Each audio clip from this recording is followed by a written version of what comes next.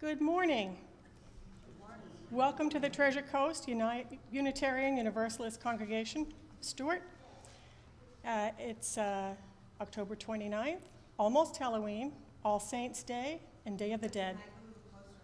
Oh, I'm sorry, thank you. And my name is Jackie Buckley, and I'm your worship associate today. We are a welcoming congregation. We welcome people of all gender identities, ethnicities, ages, and backgrounds. We are on YouTube also, and to be on our email list or to find out more about us, go to our website, tcuuc.org. Note the email link to request our online newsletter. And just a reminder, please, to silence your cell phones if you haven't already. And if we have any visitors today, if you're comfortable, we invite you to come up and introduce yourself at the microphone so we can welcome you. Announcements today are printed in the bulletin, and you can look there for more details. Next Sunday, our member Ken Texera will be in the pulpit. And for sign-ups for Thanksgiving, the alternate Thanksgiving dinner, there's a table in the foyer and other things there on the table to take a look at that you might want to sign up for or know about. And I don't know, I don't see Pam. Oh, yes, there's Pam. Could you raise your hand, Pam, so everyone knows to see you about Thanksgiving, alternate Thanksgiving dinner? For sign-ups? Thank you. And we want to give a big thanks to all those who help out with the service, Judy Bajoris for the music, our greeters and ushers, and our host, Karina Poloni, and our tech support, Rachel Valentino, and Joanne Leone, and Marguerite Gregory, who man the coffee and the refreshments and the parish hall afterwards. And in the pulpit today is our own Rev Bob MacDonald. And now for our prelude.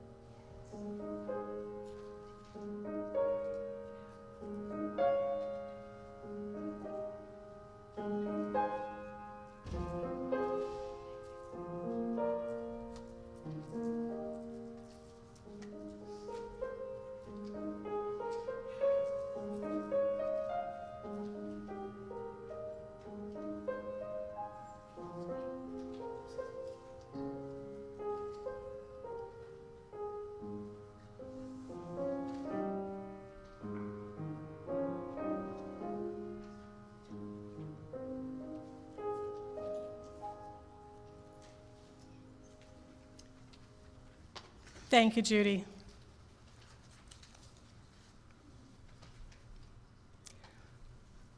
Our words for lighting the chalice this morning come from Betts Weineke. May this flame, symbol of transformation since time began, fire our curiosity, strengthen our wills, and sustain our courage as we seek what is good within and around us.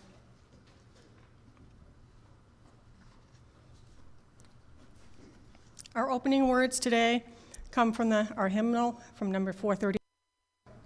We come together this morning to remind one another to rest for a moment on the forming edge of our lives, to resist the headlong tumble into what comes the next moment, until we claim for ourselves awareness and gratitude, taking the time to look into one another's faces and see their communion, the reflection of our own eyes. This house of laughter and silence, memory and hope, is hallowed by our presence together. Words of Catherine McTeague. And now for our first hymn, number 26, Holy, Holy, Holy, and please stand if you're able.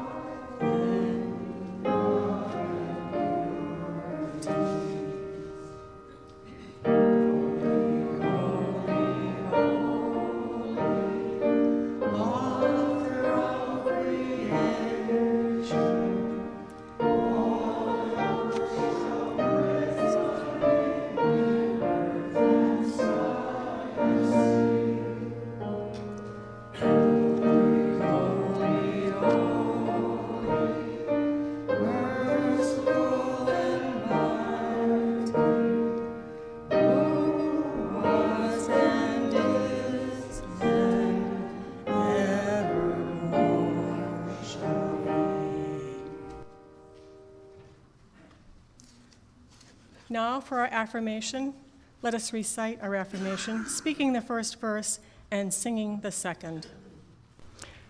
Love is the spirit of this church, and service is its law.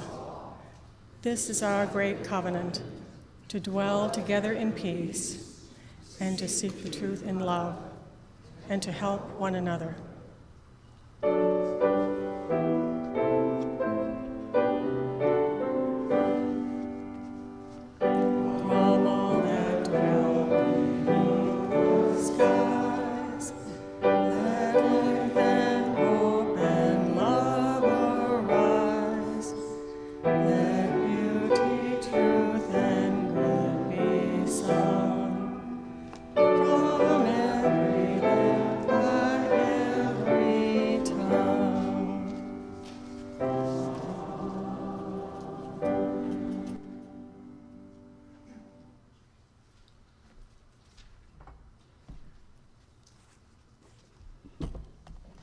Our responsive reading is by Thoreau. It's 660 in the hymnal. It's on the wall, and it's on the back of the bulletin. We cannot get enough of Henry David Thoreau. Let's read this responsively. Why should we live in such a hurry and waste of life? We are determined to be starved before we are hungry. I wish to live deliberately, to front only the essential facts of life. I wish to learn what life has to teach, and not, when I come to die, discover that I have not lived. I do not wish to live what is not life. Living is so dear. Nor do I wish to practice resignation, unless it is quite necessary. I wish to live deep and suck out all the marrow of life. I want to cut a broad swath, to drive life into a corner and reduce it to its lowest terms. If it proves to be mean, then to get to the whole and genuine meanness of it and publish its meanness to the world. Or if it is sublime, to know it by experience and to be able to give a true account of it.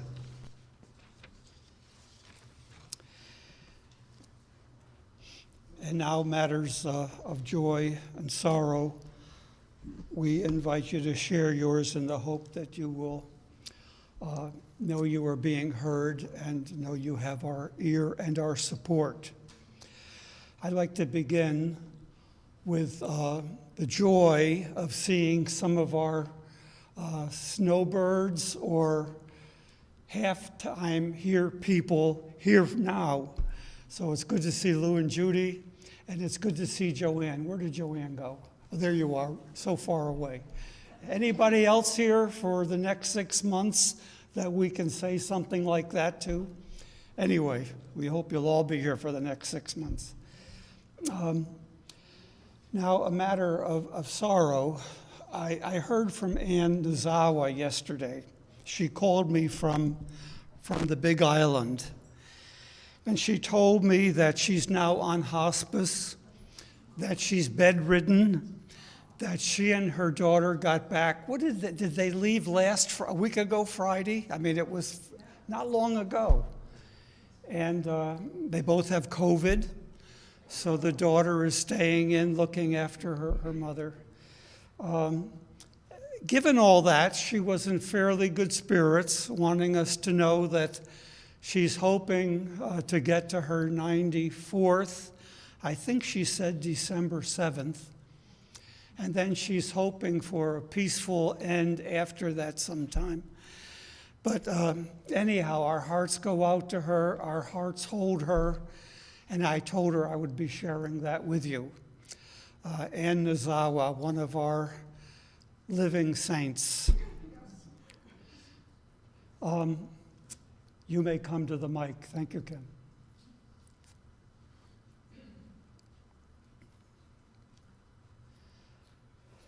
Many of you here may remember Bruce and Lynn Olson. Lynn currently sits with Clear Bell Meditation regularly, and she had a very close friend that she had had since grammar school. And 5 years ago, that friend got a liver transplant, and a couple of months ago it began to fail, and she died about a week and a half ago. And it is the person other than family that Lynn has been the very closest to, and she's feeling great sorrow about it. That's for Lynn. Thank you.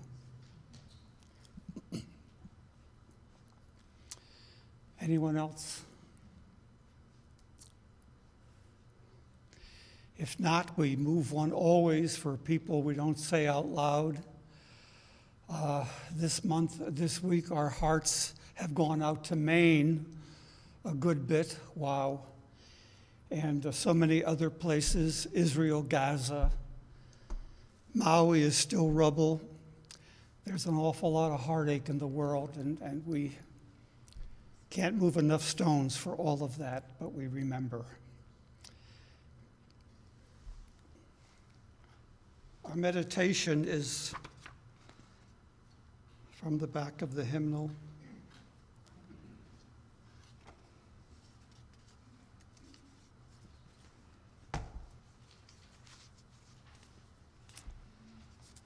It's Whitman, 659, entitled For You.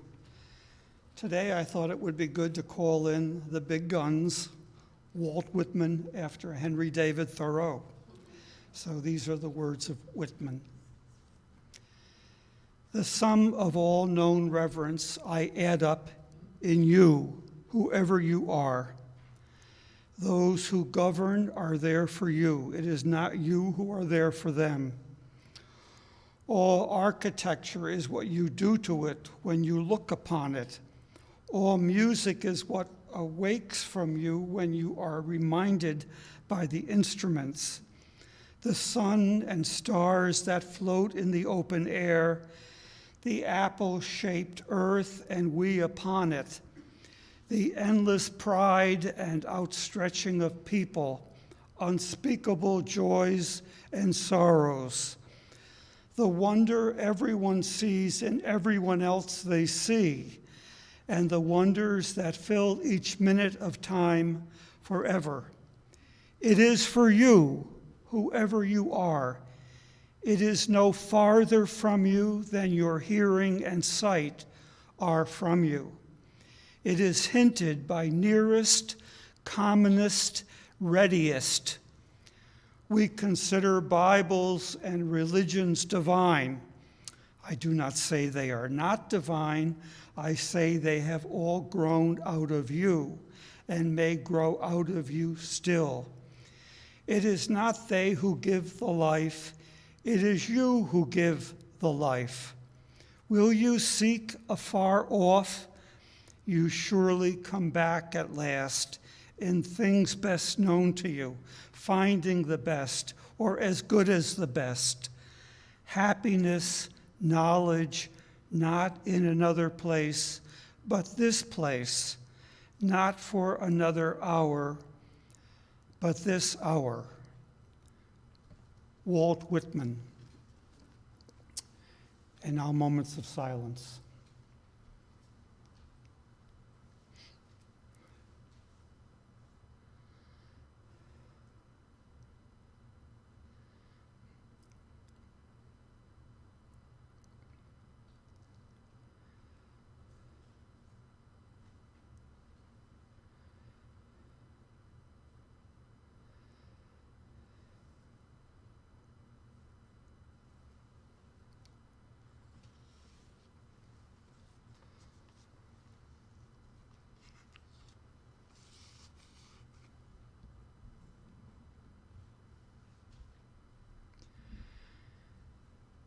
Hymn 123, we remain seated, we hum it, and then we sing it.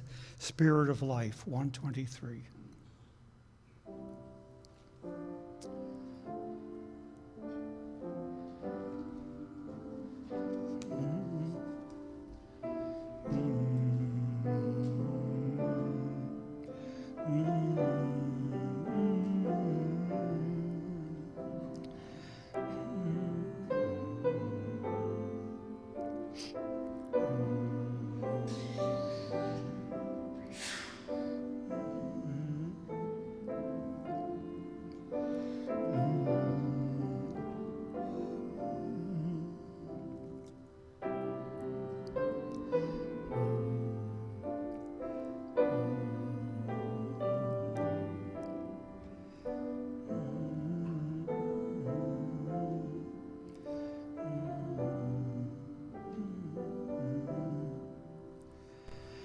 Spirit of life, come unto me.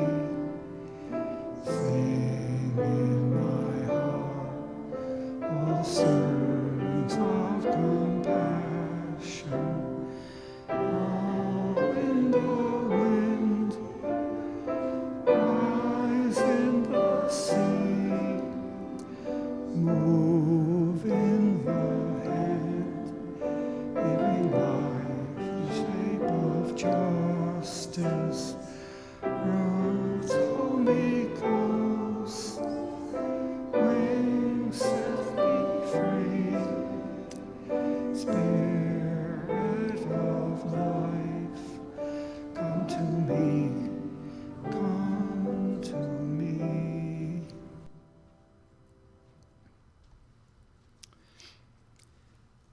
And now we come to our time of the morning offering. We hope that people here experience a lot of joy, generosity, and community, and we need your generosity back so that we may continue experiencing that together. And now, who are my two volunteers this morning? Let's see. Oh, here they are.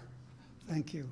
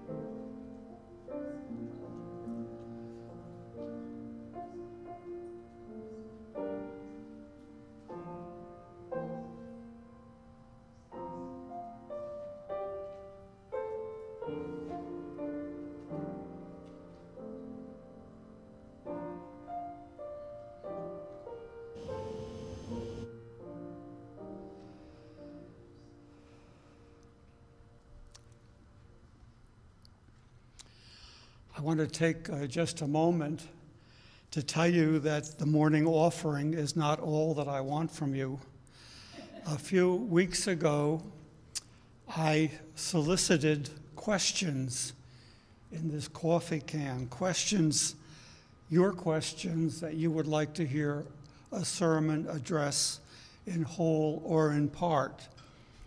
So I'm going to see what questions, there are only a couple in here. I'm going to see what kind of thing we're talking about. This one says, why don't you use have more questions? I made that up. That's really the one that has been added. Now, if you don't have questions, I have questions, but I want to hear yours. So I'll leave it up a few more weeks and ask you to scribble something that you would like me to talk about. Otherwise, you're just going to have to take what I talk about. Anyway, appreciate your help on this. Now, the video is one we've heard before, but we'll hear it now and we'll surely hear it again. What a wonderful world.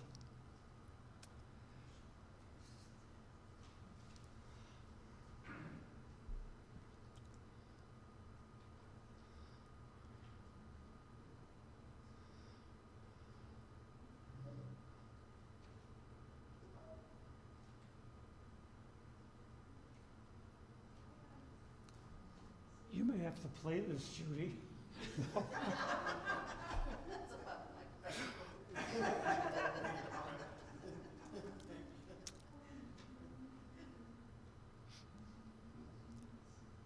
I assure you this is worth waiting for.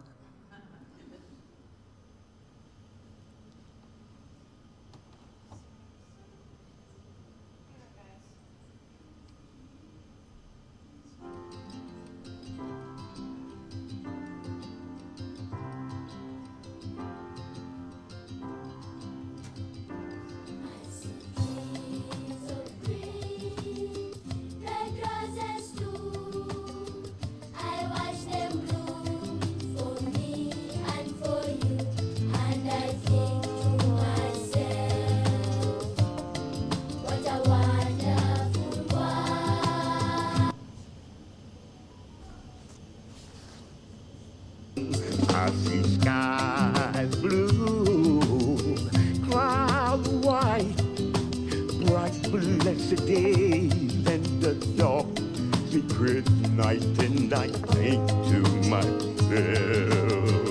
what a wonderful world. The colors of the rainbow, so pretty in the sky, are also on the faces of people going by. I see friends shaking hands, saying, how do you do? They're really saying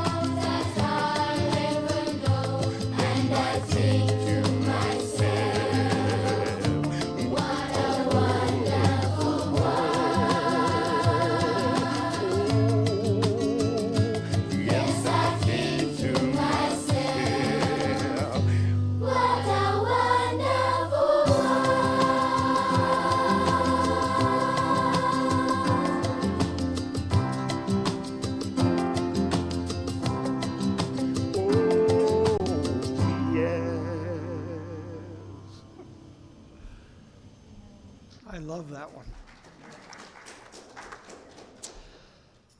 All right, now we're going to sing hymn number 103, For All the Saints. And what I'm going to ask you to do is to stand and sing verses 1 and 2. And after 2, I'll ask us to raise our hands, starting with here, from the front to the back, and just say out loud anybody you think of as a guiding light or saint for you who you've lost in the last year or so. It's a way of remembering those who we've lost, but who are still with us, loving us, and guiding us in a different way. So it's For All the Saints, 103, verses 1 and 2. If you're willing and able, please stand.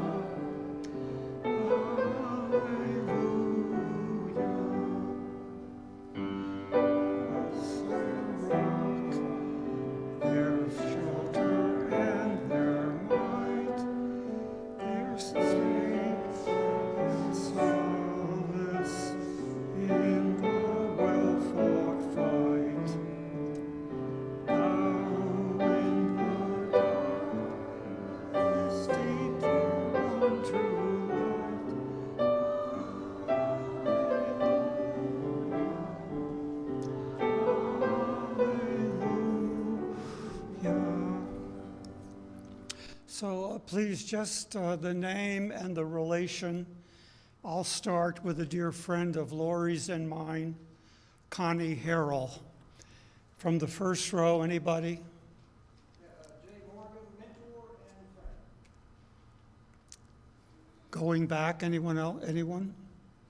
Jane Hasselback, friend and coworker. Lou Marshall, friend and friend. Were you going to say something? Friend and my mentor. Good. John? Mike Hammond, his father-in-law. Yes, sure. Now we'll come to the middle, from the front to the back. Let us know you're talking, so I say, raise your hand. Of course, Yoshi Nozawa. Yeah. Anybody here? Yes, Tia? Ruth Walsh, friend and mentor. Okay, And Kane, my brother. sure. Karen? Paul Thompson, stepfather, grandfather. Sure. Anybody else in the middle? Over here? Anyone? James Jimmy Rowell, mentor, father figure to me, local merchant. Okay. Have I missed anyone? Ann Varley, my aunt. Sure. Also, for all of us, John Krickenberger, Armin Bud Cifelli, Nancy Head, right, Roger? And Wendell Elmendorf. We had a lot of loss this year, and we want to lift those names up. Anyone else? Go ahead and be seated.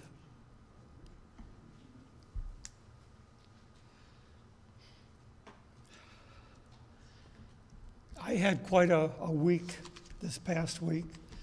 I flew home on Monday from Raleigh after days with my two daughters and their families. And it all went well until I got 2 shots on Thursday. And then by Thursday night, I was pretty sure I was dying. I didn't want to panic, but I just felt for sure the end was near. I might be listed today. I took 2 COVID tests to be sure. No, that wasn't it. So anyway, I lay in bed thinking about whom I should call and say goodbye to, but I didn't panic. But by the end of that day 1, I was feeling better and glad for it. Now, I wanted to be here to talk about one of my favorite days of the year, one of my favorite holidays, All Saints' Day. It may not be among your favorites. You may come from churches in the past that made much of it.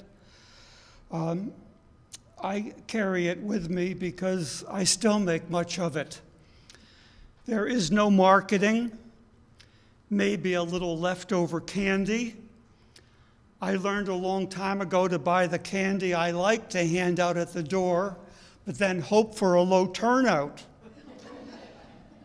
For all the saints, I can't deny the saints for me have been a large turnout, and I am lifted every year. My Vero Beach colleague, the Reverend Dr. John Brown, last week sang, "You Raise Me Up." That's what All Saints does for me. It has been a long list. I read somewhere that we are all better off if we realize that we are all mixed bags. Mixed bags. Martin Luther said we are all combinations of saint and sinner. Those words picked up too much baggage to be helpful. Mixed bag is easier for me. If we see ourselves and others that way, we have a better shot at more forgiveness for others and for ourselves, less judging of others and ourselves, and healthier relationships. So, mixed bag. That's true of me, my friends, and my heroes. Even my giant historical heroes. That light bulb went on again in the most enjoyable reading I've been doing lately. I've discovered for me that the most enjoyable reading is not philosophy or theology, my school majors, but history, particularly the history of the last century. So when I discovered that the columnist and editor of the Times of the last century, James Reston, had written a memoir of his life entitled Deadline, I had to have it. And I have to tell you why I had to have it. It started in 7th grade. 7th grade. Do you remember whom you were competing with in 7th grade? My best friend and competition was Ralph. Up to grade 7, we were all in one class, one teacher. In 7th, we got 3, social studies, science, and English. Did anybody else's schedule work like that? One teacher up to 6, and then divided for junior high, so to speak, but it was still in the one school. Ralph and I landed in Mr. Broderick's social studies class, and more than once we heard Mr. B tell all of us, "You should be reading James Reston in the New York Times." 7th grade. So soon after that, before class started, Ralph would mention to the teacher, "Did you read what James Reston wrote today?"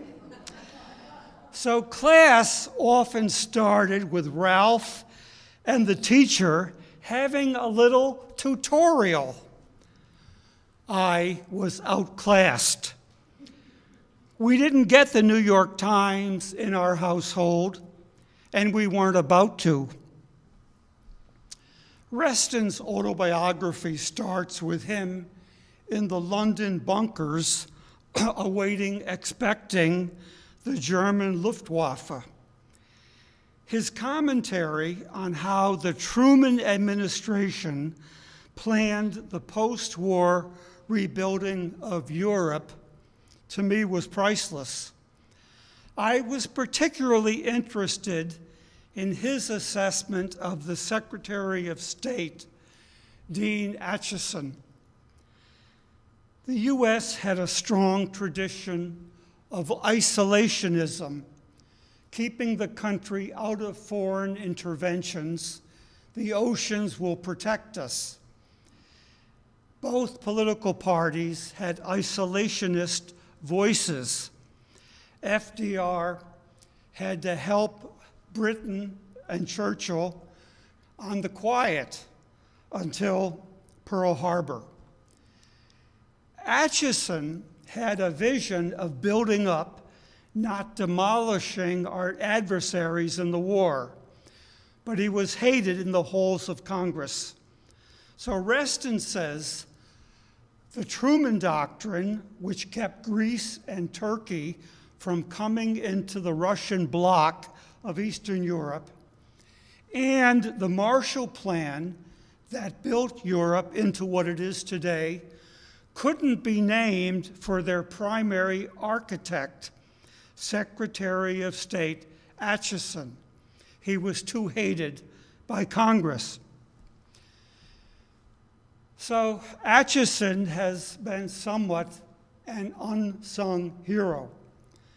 But I went on to read that in his retirement, he was often called by the White House and the State Department for elder wisdom, as has Kissinger, who recently turned 100. Reston wrote that Acheson encouraged the French to stay in Southeast Asia until Dien Bien Phu, and encouraged JFK to do the same, to stay in Southeast Asia. So, historical heroes are mixed bags too. Policies of great foresight for Europe and a policy of disaster for Asia. Admittedly, my opinion. Whatever the architects of NATO and the UN had in mind, and for that matter, whatever the architects of the U.S. Constitution had in mind, the world seems to have drifted to an unimaginably uncertain future. Onslaughts of nature via climate and plagues can only be mitigated by international cooperation, or at least by national unity. But what have we got? We've got tribal politics. We have national rituals of gratitude, but grievance and fear have proven to be great motivators and manipulators. What gets lost is community that we are all a part of.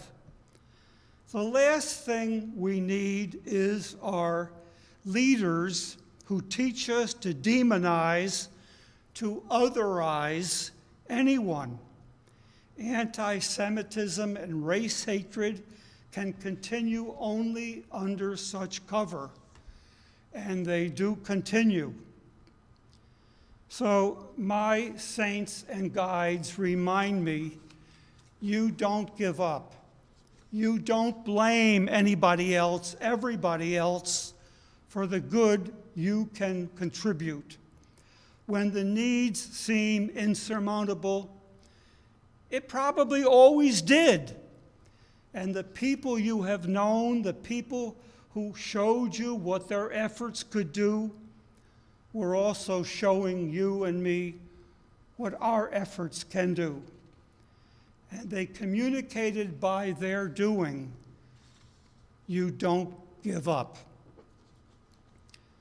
The historian John Meacham, in his book, The Soul of America, wrote, "To know what has come before us is to be armed against despair. If the men and the women of the past, with all their flaws and limitations and ambitions and appetites, could press on through ignorance and superstition, racism and sexism, selfishness and greed, to create a freer, stronger nation, then perhaps we too can right wrongs and take another step toward that most enchanting and elusive of destinations, a more perfect union. To do so requires innumerable acts of citizenship and private grace. It will require, as it has in the past, the witness and the bravery of reformers who hold no office and who have no traditional power, but who yearn for a better, freer way of life, and will also require, I believe, a President of the United States with a temperamental disposition to speak to the country's hopes rather than to its fears. Meacham. Now today, especially in 2023, I need a sense of a larger frame of life that holds me and you with a throbbing purpose, that reminds me and you that the migraines of this moment are passing, and an arc that runs through our faith traditions and big, humble, hopeful people are guiding us with the message, press on, plow on, don't give up. So this day, All Saints' Day, which used to live in the shadow of the day that went before, Candy Day, now is so freighted with reminders. See how many, count how many, don't forget how many have put their prints on you, enriched you in a way that taught you your value and the value of all. So whatever the horrors, the inequalities, the injustices in the street, in the country, in the world, we have to strive to get to better. We have goods in us, not solely of our making, and not only for our better. For me, this month of gratitude begins with a remembering a countless tapestry or quilt of contributors, from teachers, elementary on, professors, colleagues, and congregants, many of them here, common but also uncommon people who played to the goods in us, in me, by sharing the goods in them. When so many people have made you their project, well, somehow you can't settle for, I've done all I can, or somebody else will have to step up. And now it's verse 4 of the same hymn 103, verse 4. Let's stand if we can.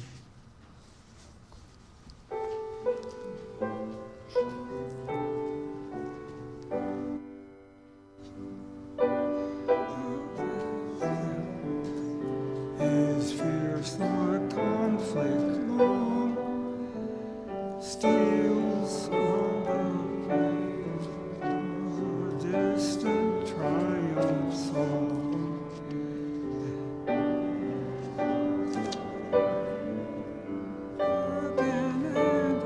Please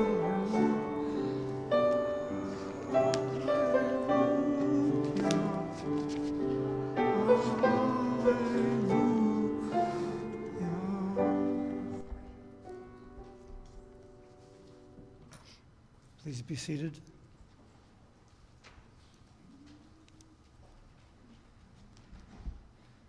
The closing words come from Barbara Peskin. Because of those who came before, we are. In spite of their failings, we believe. Because of and in spite of the horizons of their vision, we too dream.